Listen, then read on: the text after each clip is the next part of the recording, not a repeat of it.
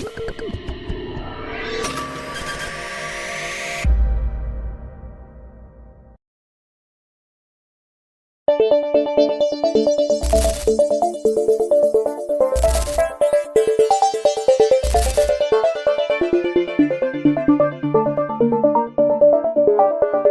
tantangan debat kepada Pak Kapolri bisa dilihat ini undangan resmi tantangan debat untuk Pak Kapolri. Info master hari All around us, people are feeling worried and frustrated with the government. They're asking questions, but wondering why things are not always clear. And if the system is really working for them, there's a lot of concern. So, in this video, we'll take a closer look what people hope for and what they want to say. Hai teman-teman, kembali lagi bersama gue Praja Madia Aji Bayu. Jadi kali ini kita akan bahas tentang isu-isu yang trending tapi juga penting untuk kita semua. Kita bahas topik yang mungkin agak berat tapi krusial banget, yaitu tentang paradoks atau kejanggalan antara anak muda dan pemerintah. Ya memang agak serius tapi tenang, kita akan bahas perlahan, so stay tuned. Anak muda sering dibilang sebagai masa depan bangsa. Kita yang nantinya bakal jadi pemimpin yang mengarahkan negara ini ke depan. Tapi lucunya, banyak dari kita yang merasa disconnected dengan pemerintahan. Bahkan nggak paham sama sekali gimana sistem ini bekerja. Nah, ini yang aku sebut sebagai paradoks. Di satu sisi, kita punya potensi besar untuk membuat masa depan negara. Tapi di sisi lain, kita malah nggak tahu bagaimana negara ini dijalankan. mana keadilan? Keadilan bagi seluruh rakyat Indonesia. Katanya, nih pemerintahan ini.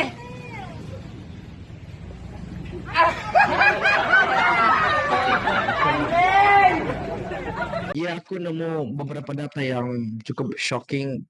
Menurut survei Indonesian Youth Research tahun 2023, hampir 60% anak muda di Indonesia mengaku nggak paham soal struktur pemerintahan. Misalnya, banyak yang belum mengerti bedanya DPR dan DPD, atau gimana sih proses pembentukannya undang-undang. Dan sekitar lebih dari 70% anak muda juga mengaku bingung saat ditanya soal peran presiden dan kementerian. Jadi karena gue concern banget sama topik ini, kemarin gue sempatkan untuk pergi ke Bandung untuk sekedar bertanya-tanya kepada orang-orang yang ada di sana tentang apa sih pemerintahan yang mereka pahami. Bisa sebut nama panggilannya? Salma, Salma. Tiara, Farisa. Saya Riki Luman Batu. Bapak mau? Jadi Pak, langsung aja Pak ke pertanyaan yang pertama. Menurut Bapak, siapa sih yang membuat undang-undang di Indonesia? Yang membuat undang-undang ya pemerintah sebagai yang membuat undang-undang DPR. Nggak tahu. Berapa tahun pemilu presiden itu diadakan? Sekali 5 tahun. Berapa tahun? Berapa tahun? 5 tahun ya. 5 tahun. 10 tahun. Oh nggak bang, apa kepanjangan dari APBN? Anggaran pendapatan belanja negara. PBN. Ya kemarin. Enggak. Nggak pernah. PBN. Anggaran apa? Anggaran apa tadi? Siapa sih yang bertugas mengawasi DPR?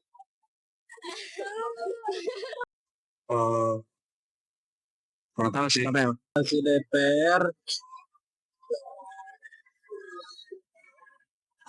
MK gitu. MK. Pernah nggak dengar apa itu mall pelayanan publik? nggak pernah. Belum pernah ya. Mall pelayanan. Nggak pernah ya. Coba bayangin guys. Padahal kita hidup di bawah aturan dan kebijakan yang dibikin sama pemerintah. Tapi kenyataannya banyak dari kita yang belum punya basic knowledge soal siapa yang membuat aturan-aturan itu dan bagaimana kebijakan tersebut mempengaruhi kehidupan kita sehari-hari. Jadi kenapa basic knowledge tentang pemerintahan itu sangat esensial? Karena dengan kita tahu tentang dasar pemerintahan, kita juga tahu bukan hanya tentang siapa presiden kita, tapi kita juga tahu bagaimana kebijakan itu dibuat, siapa aja yang terlibat, dan langkah apa yang bisa kita ambil kalau nggak setuju dengan keputusan tertentu. Misalnya, kalau mau protes kebijakan, kita nggak perlu demo di jalan lagi. Atau kita juga bisa kasih opsi yang lain seperti kasih masukan langsung kepada anggota DPR atau lewat forum-forum yang disediakan oleh pemerintah. Ini juga ada irisan dengan fenomena yang terjadi akhir ini tentang pemilu. Pernah nggak sih teman-teman merasa kalau teman tuh memilih seseorang tapi tanpa ada alasan atau kita hanya sekedar ikutan tanpa paham? Kita bisa tuh yang dalam namanya trend-based politics, di mana kita hanya ikut ramai tanpa tahu fondasinya. Minimnya basic knowledge soal pemerintahan juga punya risiko yang besar, guys. Pemerintah kita lebih rentan termakan hoax, banyak banget informasi yang salah nyebar di media sosial. Kalau kita nggak ngerti konteks atau nggak tahu fakta dasarnya, kita bisa aja langsung percaya tanpa cek kebenarannya. Bayangin kalau info yang kita percaya itu salah dan malah bikin kita ikut-ikutan nyebarin hoax. Akhirnya makin banyak disinformasi. Risiko yang lainnya, kita jadi gampang dimanipulasi tanpa pemahaman dasar, kita mudah diprovokasi, atau bahkan sama opini-opini yang bombastis tanpa punya fondasi. Kita jadi gampang dimanfaatkan buat agenda-agenda tertentu yang mungkin gak kita pahami.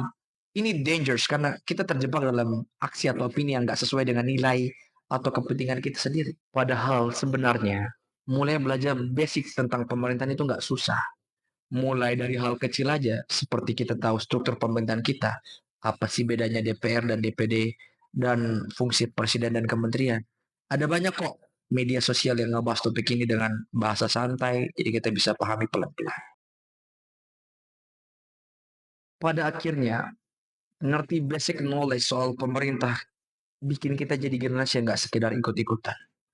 TP punya banyak mindset yang kritis, kita jadi anak muda yang gak gampang dibohongi, dan lebih siap buat jadi warga negara yang punya suara dan berani menyuarakannya. Oke, segitu dulu sharing kita pada kali ini. Terima kasih buat teman-teman yang sudah nonton dari awal sampai selesai.